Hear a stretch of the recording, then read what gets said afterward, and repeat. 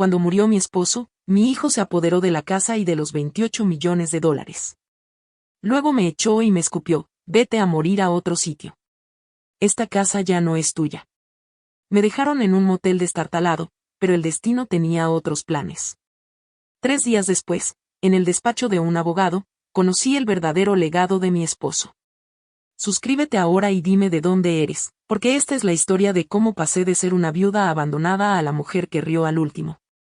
Soy Dolores Ramírez, esposa desde hace 43 años y madre de un hijo increíblemente ingrato.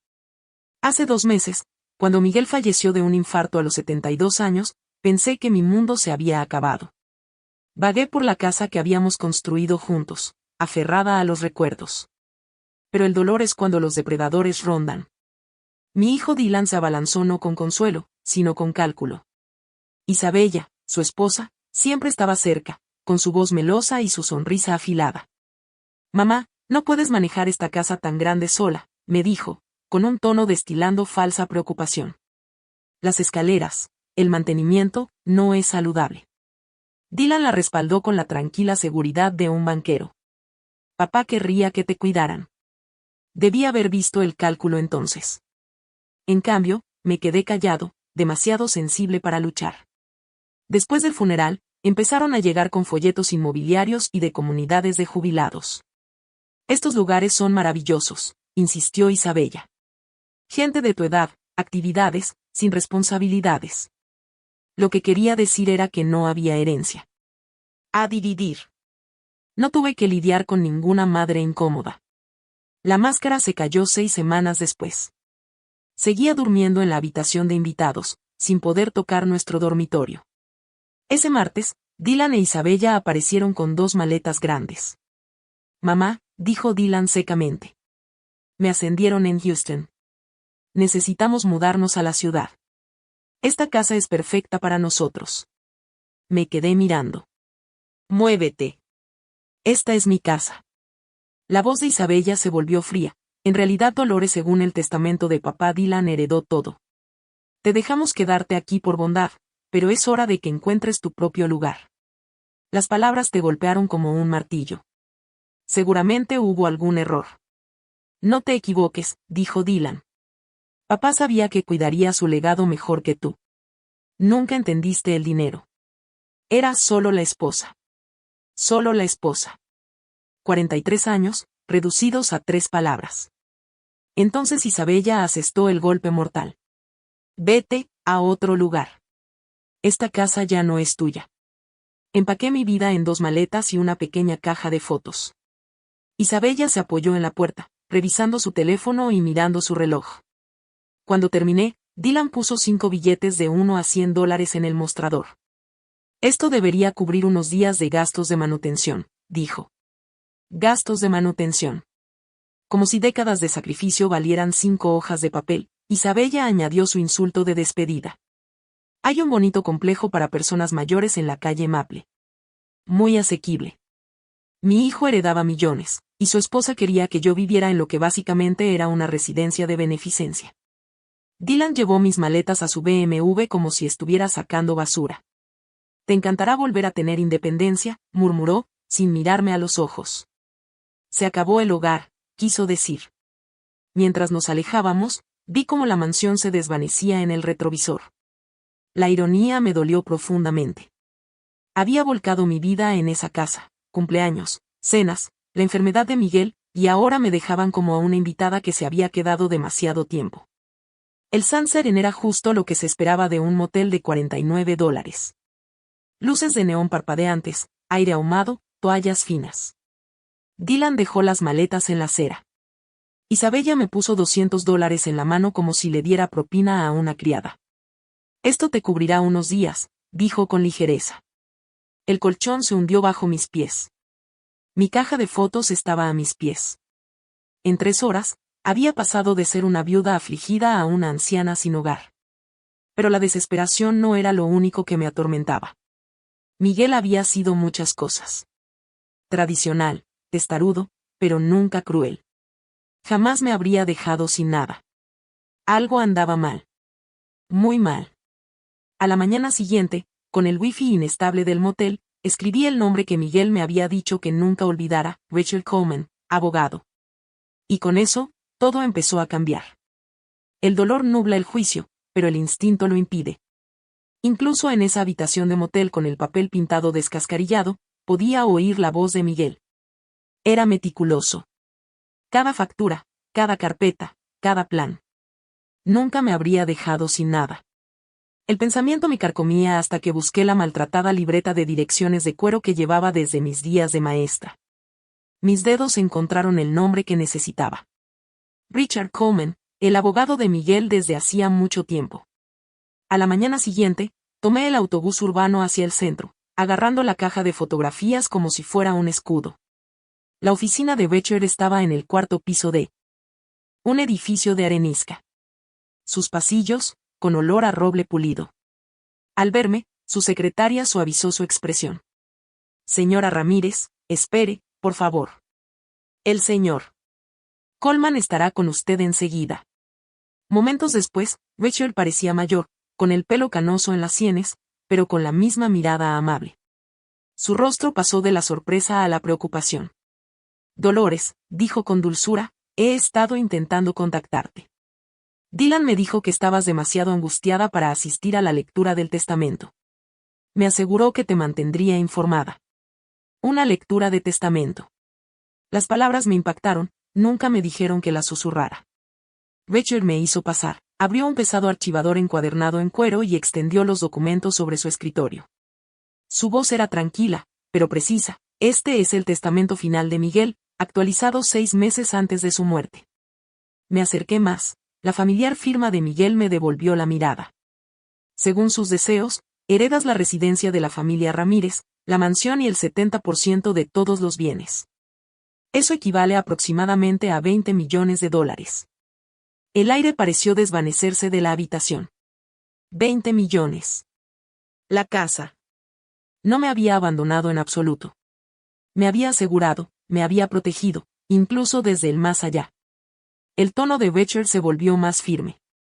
A Dylan McGowan le dejó $8 millones, pero con una condición: debe tratarte con dignidad y respeto.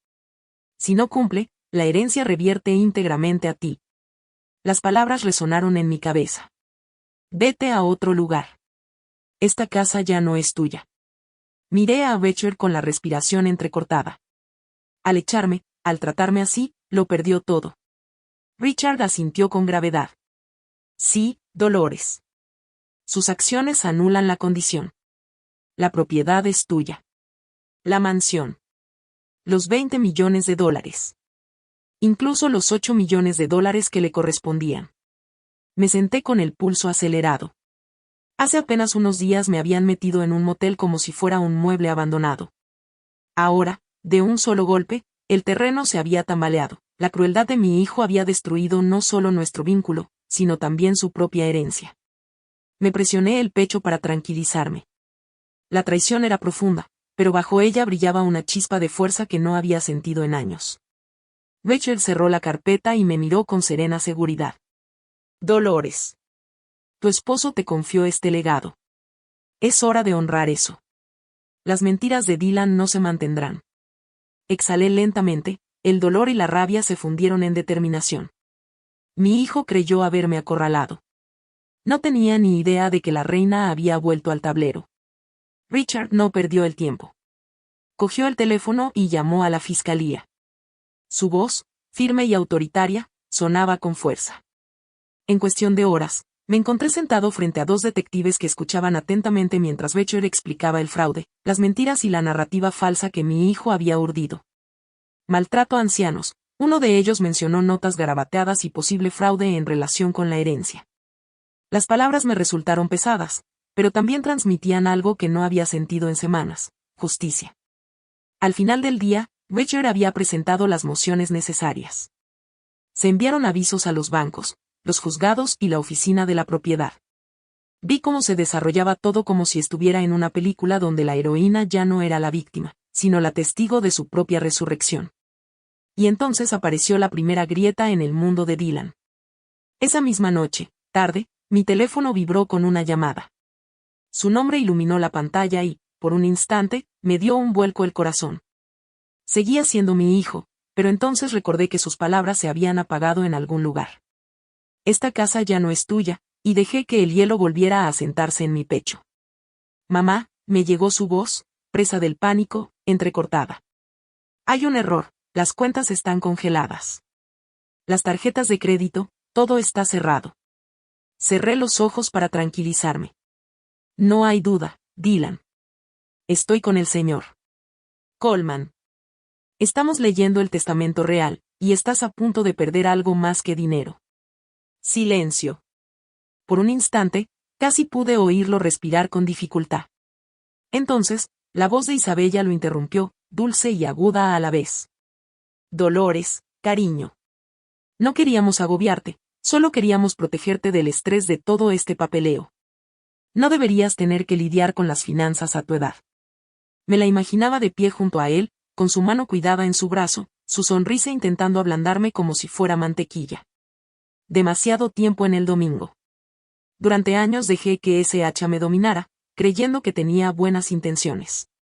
Pero esta vez no. No heredaste nada. Dije mis palabras con calma, con cautela, como una espada que se desenvaina. Y los 8 millones que tu padre le dejó a Dylan son míos ahora, hasta el último centavo.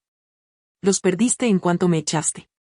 El silencio en la línea se hizo más profundo, pesado y eléctrico. Imaginé sus rostros, la máscara perfecta de Isabella, haciendo crujir la mandíbula de Dylan, apretándola al oír la verdad. Isabella lo intentó de nuevo, elevando la voz una octava. Claro que podemos encontrar una solución. Esto no tiene por qué ponerse feo. Ya está feo, respondí. Pero ahora es legal, y la ley está de mi lado. Terminé la llamada antes de que pudieran responder. La firmeza del gesto me inundó como agua fría. Becher me miró desde el otro lado del escritorio. Sus ojos se entrecerraron con un dejo de orgullo. Bien hecho, Dolores, no te inmutaste. Exhalé lentamente, mis manos temblaban apenas. Durante décadas, había sido la callada, la esposa comprensiva, la madre que suavizaba los conflictos y se mordía la lengua. Esta noche, había desmantelado la farsa con palabras más afiladas que cualquier cuchillo. A la mañana siguiente, las noticias empezaron a circular por los bancos. Todas las cuentas que Dylan creía controlar estaban congeladas, a la espera de una investigación. Sus negocios inmobiliarios se estancaron. Sus tarjetas de crédito fueron rechazadas. Su imagen cuidadosamente construida de riqueza y control se desmoronaba en tiempo real. No necesitaba verlo para saber la furia que ardía en sus ojos. El hombre que me había despreciado como una carga me había subestimado. También había subestimado a Miguel. Mi esposo conocía los defectos de su hijo lo suficiente como para establecer límites que perdurarían más allá de él, límites sellados con tinta y ley. Esa noche, en el motel, dejé la caja de fotografías sobre la cómoda y observé los rostros que me devolvían la mirada firme de Miguel, la sonrisa inocente del joven Dylan. Toqué el cristal de un marco y susurré. Te preparaste para esto, ¿verdad? Una extraña calma me invadió. Por primera vez desde la muerte de Miguel, me sentí menos como una viuda abandonada a las circunstancias y más como una mujer que volvía a pisar tierra firme.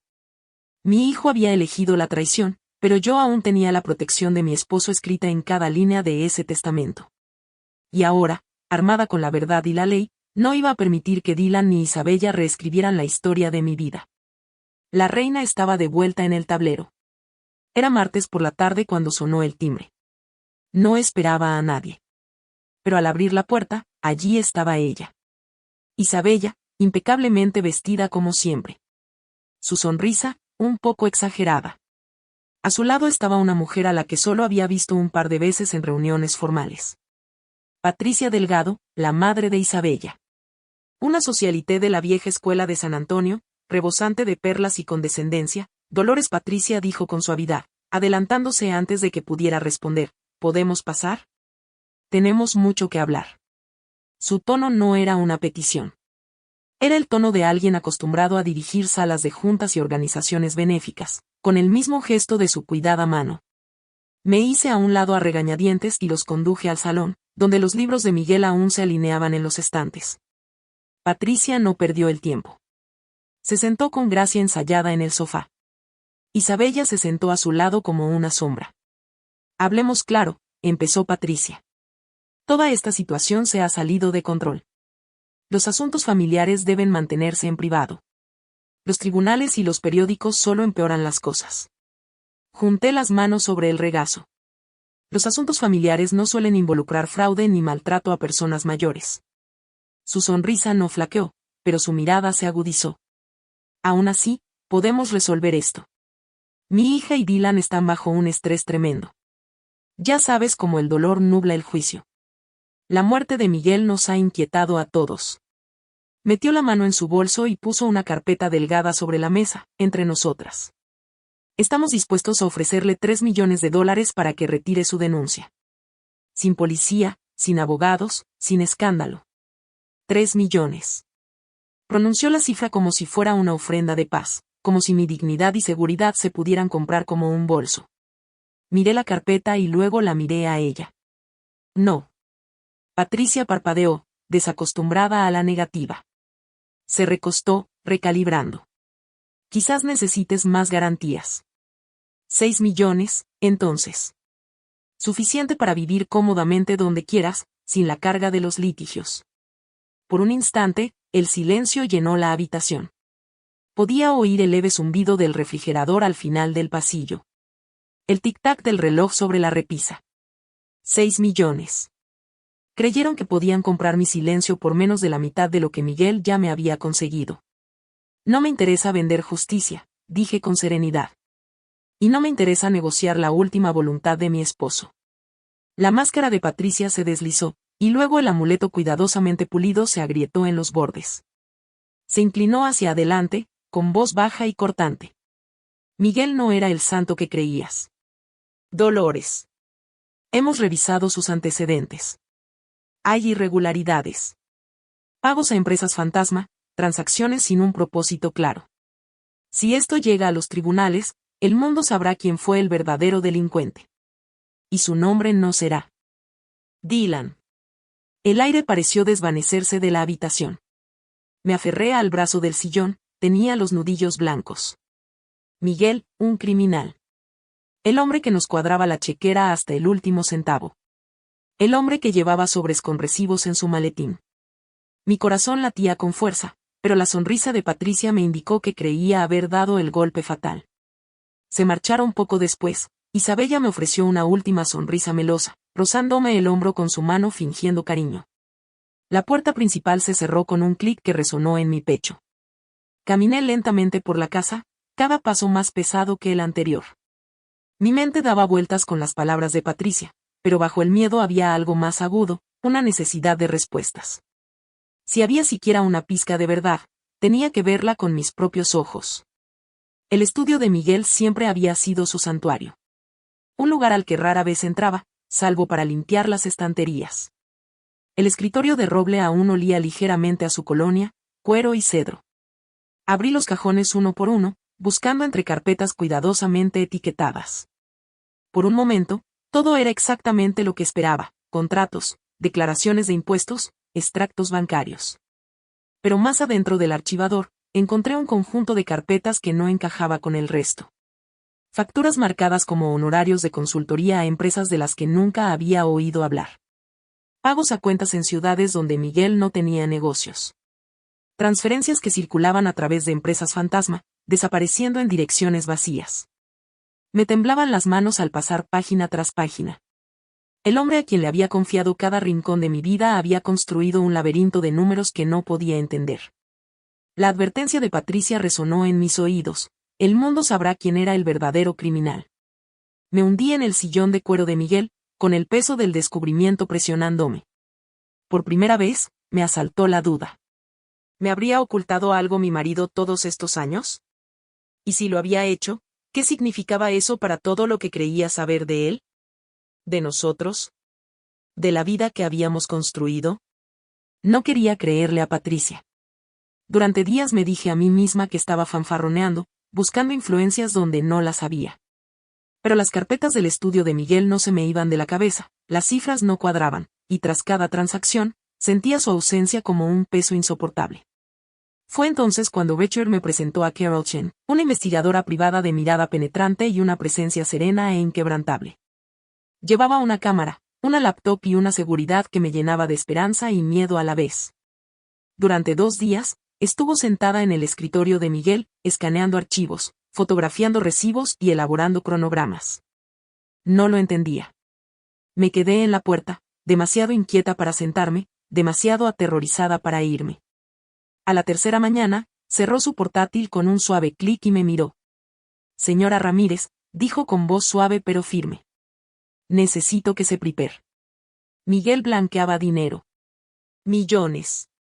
La pista pasa por empresas fantasma vinculadas a cárteles mexicanos.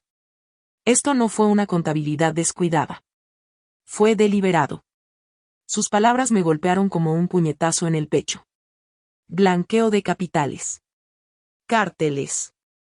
Apreté las manos contra el escritorio para no caerme, pero el suelo seguía ladeándose bajo mis pies. Miguel, mi meticuloso esposo. El hombre que regalaba rosas en sus aniversarios y corregía sus propios problemas de matemáticas 2 veces antes de declarar impuestos. Cómplice de criminales, Carol siguió hablando con su tono firme profesional. Si el gobierno federal descubre esto antes de que actúes, pueden embargarlo todo. La casa, las cuentas, todo.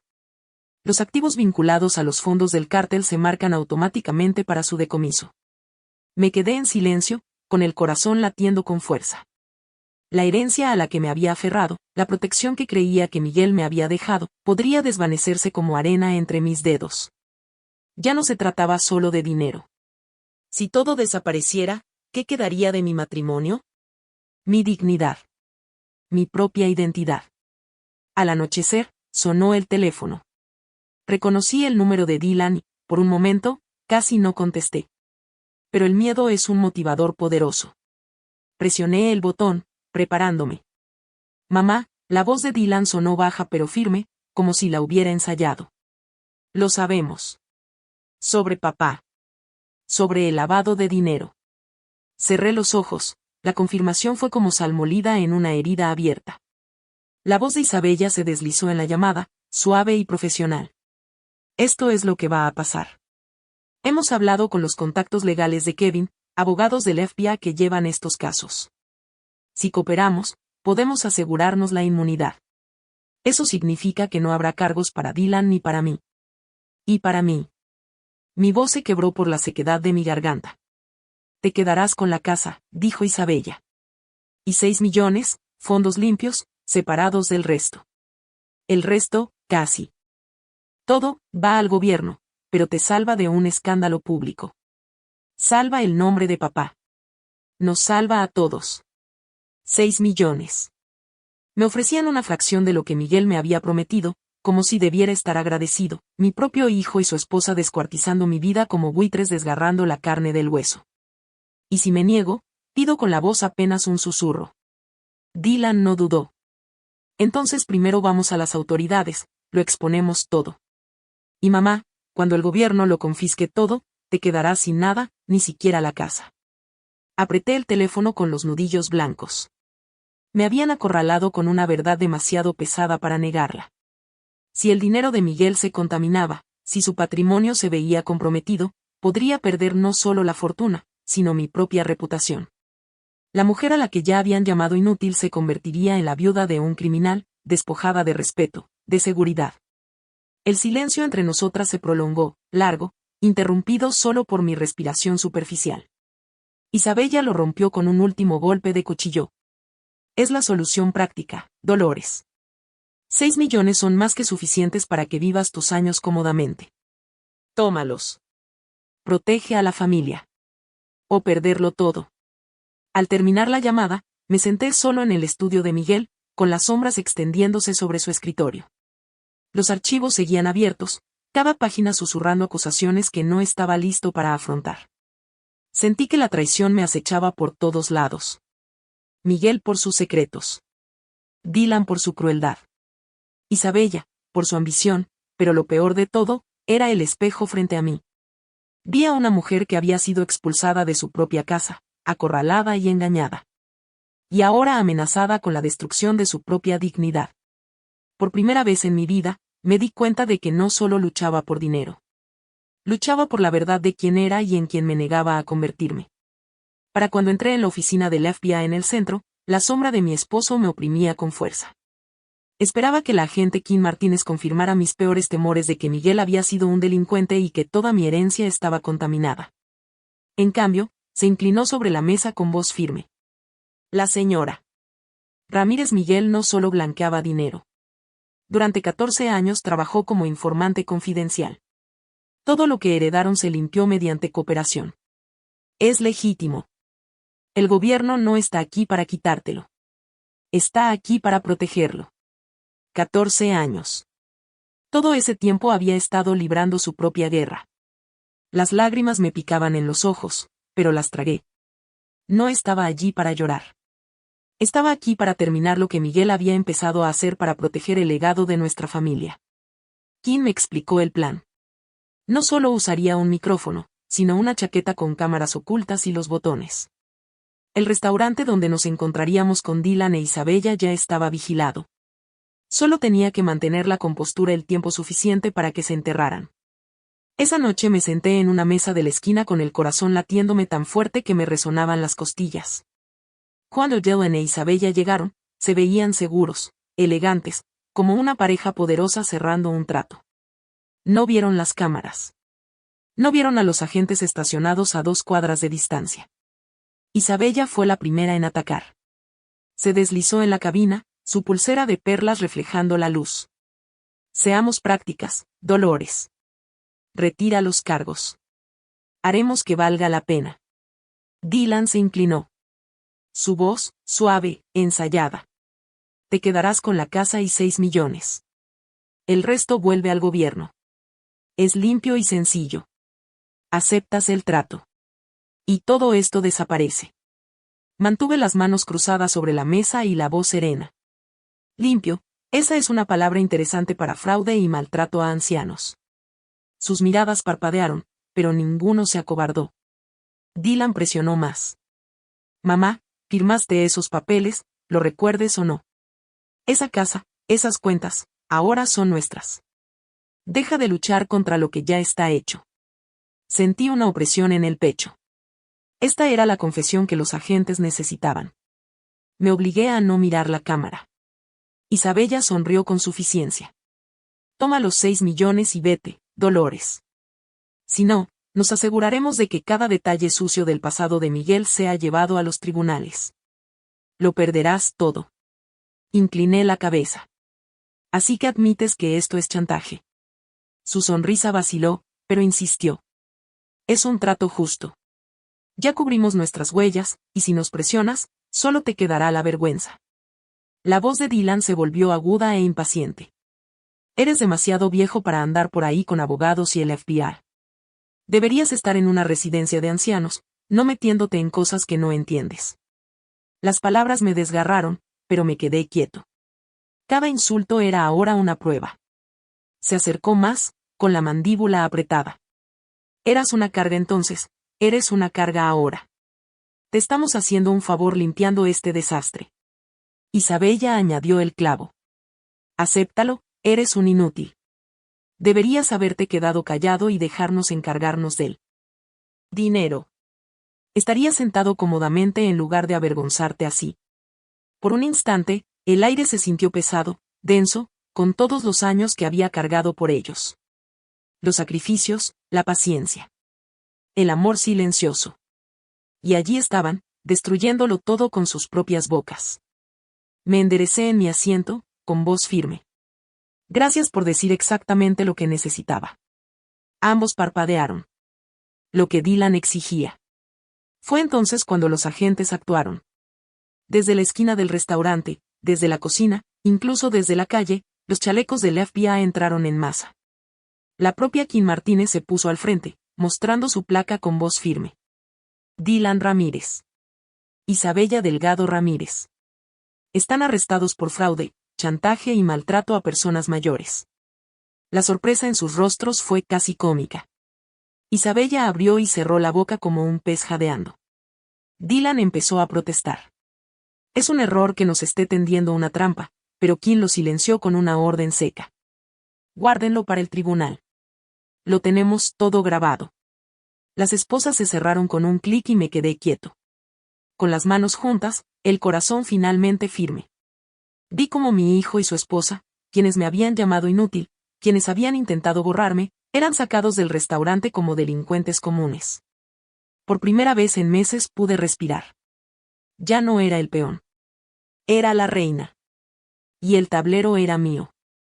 El día que volví a la mansión, sentí como si entrara en una casa que nunca me había pertenecido hasta ese momento.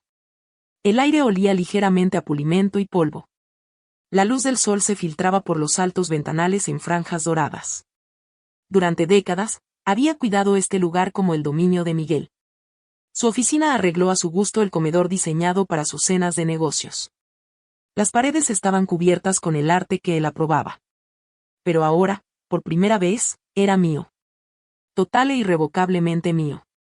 La primera habitación que toqué fue su estudio. Durante semanas después de su muerte, lo evité, pues no quería perturbar su orden. Pero la traición tiene la capacidad de despojar los sentimientos hasta la médula. Abrí las pesadas cortinas, dejando entrar la luz, y ordené que despejaran los estantes. El escritorio de roble que una vez fue su centro de mando fue retirado. En su lugar, coloqué caballetes, pinturas y frascos de pinceles que había guardado desde que tenía 20 y tantos. Me encantaba pintar antes de que la vida me exigiera practicidad. Ahora, en el tranquilo murmullo de la luz de la tarde, recuperé esa parte de mí. La casa se transformó lentamente. La habitación de invitados donde me habían exiliado se convirtió en una biblioteca, con las paredes cubiertas de mis libros. El comedor se convirtió en una galería de lienzos en proceso. Por cada habitación que Miguel había ocupado, creé un nuevo espacio que me reflejaba. Por cada recuerdo de Dylan e Isabella recorriendo estos pasillos con su desprecio, llené el silencio con mi propio propósito. Mientras tanto, su mundo se derrumbaba. El juicio fue rápido y despiadado. Las pruebas del operativo encubierto, las grabaciones, los documentos falsificados, pintaron un panorama que ningún jurado podía ignorar. Los titulares arreciaron, una pareja de San Antonio condenada por estafar a su madre anciana. Los periodistas lo calificaron como un caso emblemático de maltrato a personas mayores, que abrió un debate más amplio en todo el país. Dylan e Isabella fueron condenados a 18 meses de prisión federal. No asistí a la sentencia. No era necesario. Ya se había hecho justicia la noche en que les pusieron las esposas. Lo que el tribunal dictó fue solo el punto final de un artículo que ya había reescrito, pero el escándalo atrajo una atención inesperada. Los periodistas querían entrevistas. Los defensores exigían un cambio. Una tarde, mientras estaba en mi estudio a medio terminar, me di cuenta de que la lucha no era solo mía. Había miles de personas mayores como yo, descartadas, manipuladas, robadas por quienes se suponía debían amarlas. Y la mayoría no tenía voz, ni abogado, ni agente del FBI que interviniera para detenerlos antes de que cayeran. Así que creé la Fundación Ramírez para la Justicia de Personas Mayores.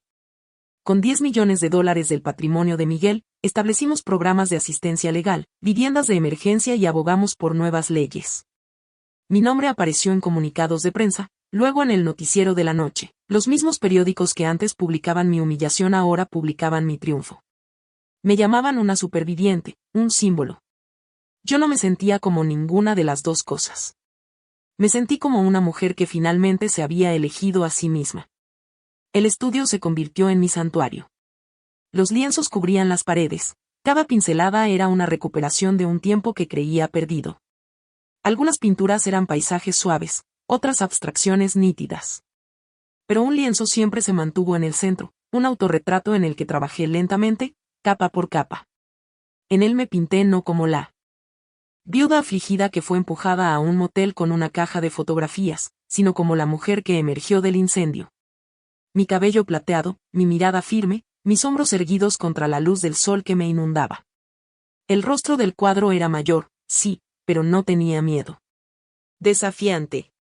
Una noche, con el pincel en la mano, me aparté y sentí algo parecido a la paz.